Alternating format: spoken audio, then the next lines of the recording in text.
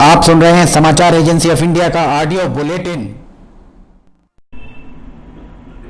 आप सुन रहे हैं समाचार एजेंसी ऑफ इंडिया में शुक्रवार 12 जून का राष्ट्रीय स्तर का ऑडियो बुलेटिन।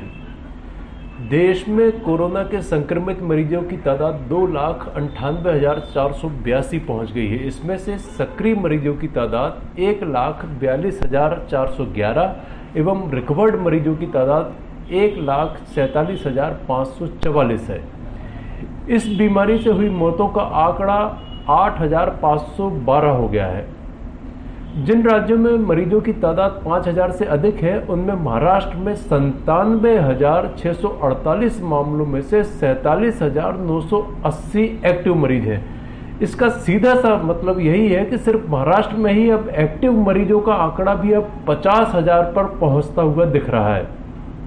इसके बाद तमिलनाडु में 38,716 मामलों में से 17,662 एक्टिव मरीज, दिल्ली में 34,687 में से 20,871 एक्टिव मरीज, गुजरात में 22,067 में से 5,573 एक्टिव मरीज, उत्तर प्रदेश में 12,088 में से 4,451 एक्टिव मरीज हैं। इसके बाद राजस्थान में 11,930 मामलों में से 2,818 एक्टिव मरीज हैं। मध्य प्रदेश में यह तादाद 10,000 के ऊपर पहुंच गई है। मध्य प्रदेश में कुल 10,241 मामलों में से 2,768 एक्टिव मरीज हैं। 31 मई को लॉकडाउन में छूट मिलने के बाद राज्य में कोविड-19 के 2,152 नए मामले सामने आए हैं।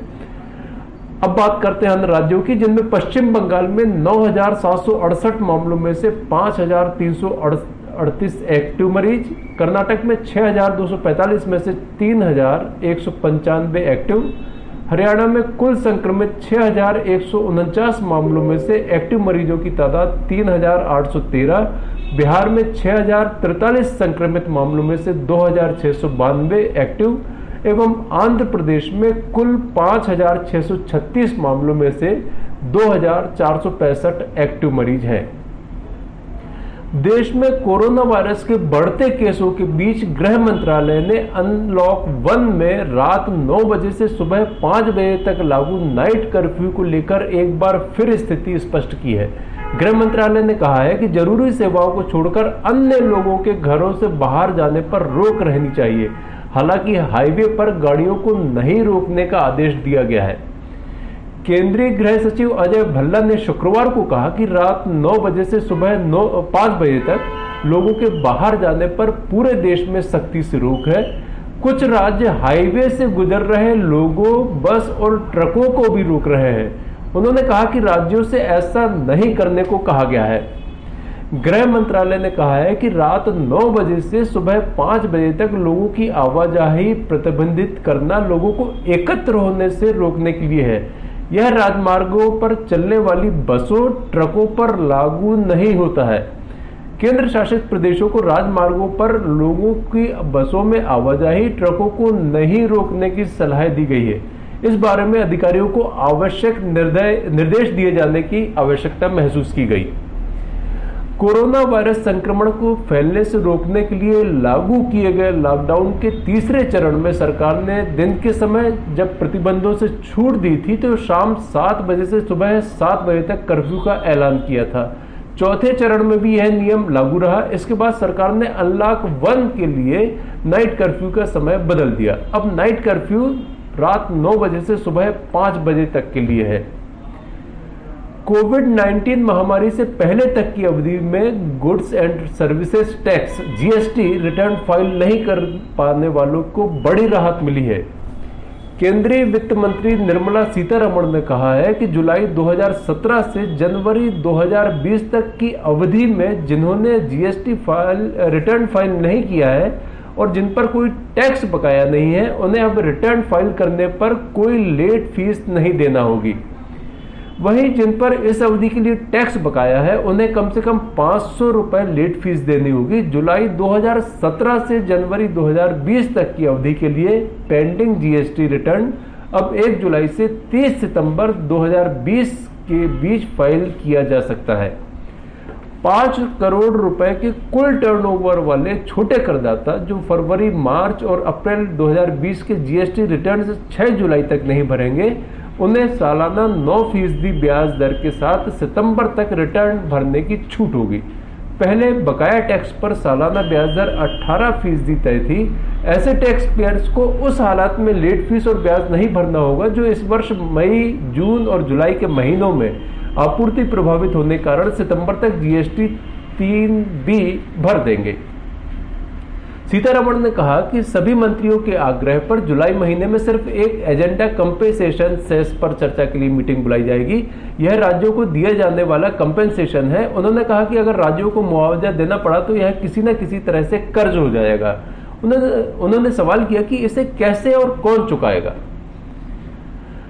उत्तर प्रदेश के मुख्यमंत्री आवास को बम से उड़ाने की धमकी दी गई है। मुख्यमंत्री योगी आदित्यनाथ कालिदास मार्ग पर स्थित बंगले में रहते हैं। इससे पहले भी उनको जान से मारने की धमकी दी जा चुकी है। कॉल सेंटर पर आई धमकी के बाद लखनऊ के कालिदास मार्ग पर हाई अलर्ट है। सुरक्षा बढ़ाने के साथ ही साथ बम स्क्वाड और डॉग स्क्वाड की मदद से छानबीन की जा रही है। बताया गया है कि यह धमकी डायल 112 पर फोन करके दी गई है। पुलिस इस बात का पता लगाने की कोशिश कर रही है कि फोन करने वाला कौन है और कहां से फोन किया गया है। फोन कॉल की सच्चाई पता चलने तक कालिदास मार्ग की सुरक्षा व्यवस्था चाक चौबंद कर दी गई है। कालिदास मार्ग पर मुख्यमंत्री योगी आदित्यनाथ के अलावा कैबिनेट मंत्री श्रीकांत शर्मा और कुछ अन्य मंत्रियों के भी सरकारी आवास हैं। देश में कोरोना संक्रमण से स्वस्थ होने वालों की दर 49.47% हो गई है। कुल 1,47,195 लोग अब तक ठीक हो चुके हैं। पिछले 24 घंटे के दौरान 6,166 लोग स्वस्थ हुए हैं। देश में इस समय 1,41,842 रोगियों का उपचार चल रहा है। स्वास्थ्य और परिवार कल्याण मंत्रालय के अधिकारी ने बताया कि देश में कोरोना से मृत्यु दर 2.85% पहुंच गई है। इस बीच भारतीय आयुर्विज्ञान अनुसंधान परिषद के अधिकारी ने कहा है कि पिछले 24 घंटे के दौरान देश की विभिन्न प्रयोगशालाओं में संक्रमण के 1,50,305 नमूनों की जांच की गई है। परिषद सरकारी तथा निजी प्रयोगशालाओं को जांच की अनुमति देकर लगातार जांच सुविधाओं में वृद्धि कर रही है। अब तक देश भर में 877 प्रयोगशालाओं को जांच की अनुमति दी जा चुकी है। इनमें से 637 सरकारी और 240 निजी क्षेत्र की प्रयोगशालाएं हैं। इसके साथ ही स्वास्थ्य मंत्रालय के प्रवक्ता लव अग्रवाल ने बताया कि इस समय ठीक हुए रोगियों की संख्या इलाज करा रहे मरीजों की तुलना में अधिक है। तिरुमला मंदिर में कल भगवान वेंकटेश्वर के दर्शन पाकर श्रद्धालु और भक्तगण प्रसन्न हुए। तिरुमला तिरुपति देवस्थानम ने 82 दिन के अंतराल के बाद श्री वेंकटेश्वर स्वामी के दर्शनों की व्यवस्था की थी। इस दौरान कोविड-19 के दिशा निर्देशों का पूरा ध्यान रखा गया। देवस्थानम के कर्मचारियों के लिए प्रयोग के तौर पर 8, 9 और 10 जून को 3 दिनों के लिए और स्थानीय लोगों के लिए 10 जून को दर्शनों की व्यवस्था की गई थी। 11 जून से आम जनता के लिए दर्शन खोल दिए गए हैं। मंगलवार से अब तक 6,998 श्रद्धालुओं ने बालाजी के दर्शन कर लिए थे। रेल विभाग राज्य सरकारों को कोविड उपचार केंद्र मुहैया करवाएगा। इसके लिए विभाग ने 10-10 बोगियों वाली रेलगाड़ियां तैयार की हैं, जिनमें से प्रत्येक बोगी में 16 कोरोना मरीज रखे जा सकेंगे। रेल मंत्रालय के अनुसार कोरोना मरीजों की देखभाल के लिए अब तक 5,231 बोगियों को तैयार किया जा चुका है। तेलंगाना सरकार ने राज्य के 3 स्टेशनों सिकंदराबाद, काचीगुड़ा और आदिलाबाद के लिए ऐसी बोगियों की मांग की है। वहीं उत्तर प्रदेश सरकार ने 24 स्टेशनों पर इनकी तैनाती की योजना बनाई है।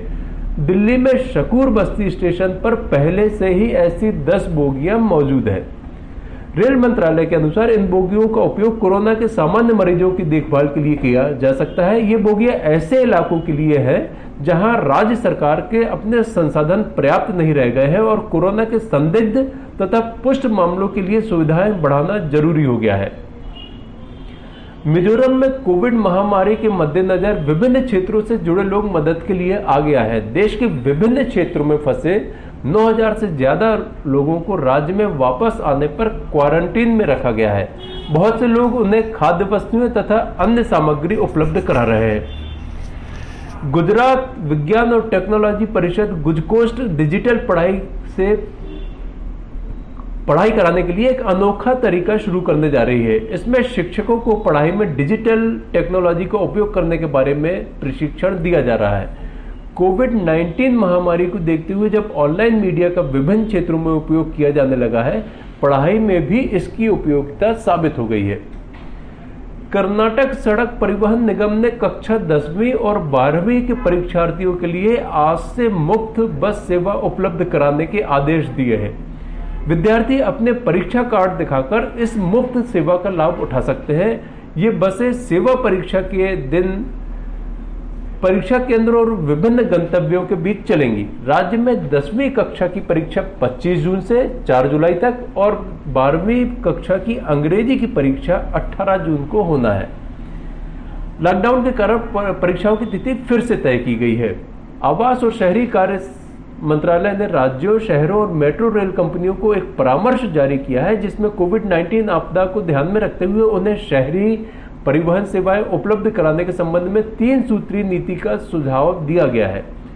इसके अनुसार उन्हें 6 महीने के लिए अल्पावधि उपाय करने, 1 साल के लिए मध्यम अवधि उपाय और 1 से 3 साल तक के लिए दीर्घकालिक उपाय करने को कहा गया है।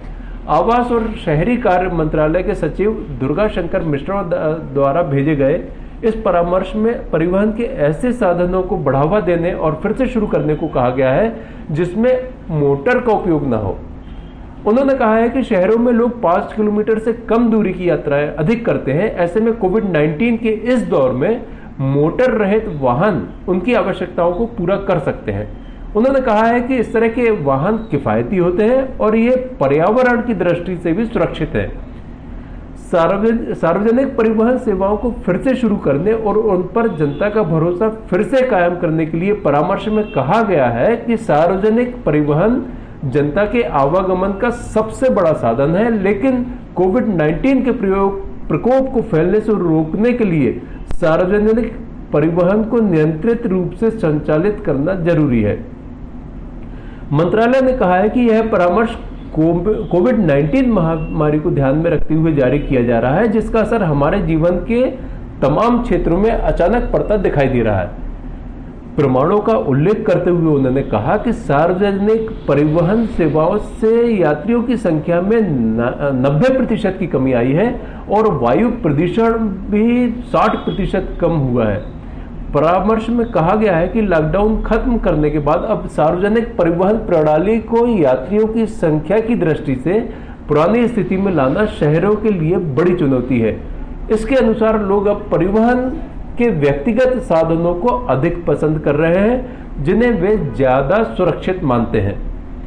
आप सुन रहे थे शरद खरे से समाचार एजेंसी ऑफ इंडिया में शुक्रवार 12 जून का राष्ट्रीय स्तर का ऑडियो बुलेटिन। शनिवार 13 जून को एक बार फिर हम ऑडियो बुलेटिन लेकर हाजिर होंगे।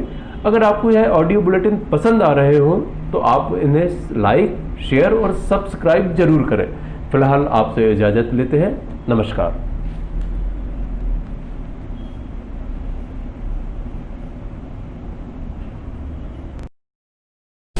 आज हम आपको बताते हैं समाचार एजेंसी ऑफ इंडिया की चैनल को आप सब्सक्राइब कैसे करेंगे।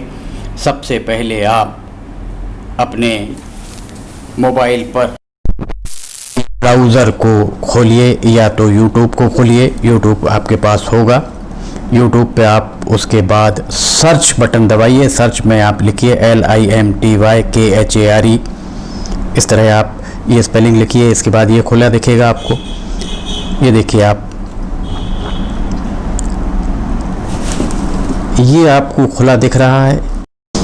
इसमें आप देखिए लाल रंग से सब्सक्राइब आपको जो दिख रहा है, सामने दिख रहा है, इसको आप दबाएंगे। जैसे ही आप दबाते हैं उसके बाद इसका रंग लाल नहीं रह जाएगा।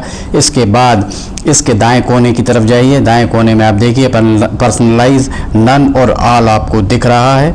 आप ऑल को क्लिक कर दीजिए। जैसे ही आप ऑल बटन दबाते हैं आपका काम हो जाएगा। इसके बाद आपको समाचार एजेंसी ऑफ इंडिया पर जितने भी वीडियोस डलेंगे वे तुरंत ही आपको मिल जाएंगे। इस तरह से आप समाचार एजेंसी ऑफ इंडिया की वेबसाइट जो है समाचार एजेंसी ऑफ इंडिया का चैनल, इस चैनल को आप सब्सक्राइब कर लेंगे और आपको एक के बाद एक जितने भी वीडियोस अपलोड होंगे सारे के सारे वीडियोस आपको मिलना चालू हो जाएंगे। इस तरह से आप ज़रूरी जानकारियाँ, ज़रूरी ख़बरों, ज़रूरी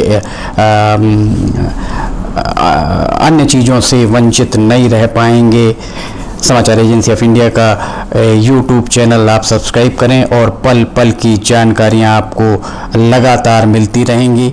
इस तरह आप कर सकते हैं इसे सब्सक्राइब। नमस्कार।